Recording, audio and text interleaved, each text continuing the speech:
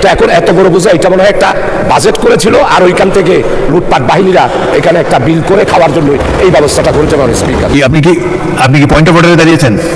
আচ্ছা, বলেন। মাননীয় স্পিকার, আপনাকে ধন্যবাদ। আমাদের হাউসে সাউন্ড সিস্টেমটা, আমরা তো আরও 2বার পার্লামেন্টে এসেছি, আপনি আরও 3বার পার্লামেন্টে এসেছেন, তো এত বড় একটা বোঝা মাথার উপরে দিয়ে আমরা এখানে এই 1 ঘন্টা 2 ঘন্টা বসা সবার জন্য কষ্টকর হচ্ছে। এটা ছাড়া যাতে করে একটা সাউন্ড হয়, 91 পার্লামেন্টে দেখলাম আমরা এটা ছাড়াই পার্লামেন্ট চালাইছি।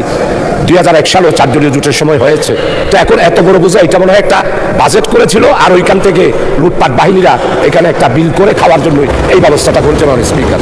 এই জন্য সাউন্ড সিস্টেমটা সুন্দর করার জন্য আপনার নেতৃত্বে সুন্দর করে এই হেডফোন, একদম সিম্পল হেডফোন দিলে আমরা শুনতে পাই, এত বড় বোঝার দরকার নাই।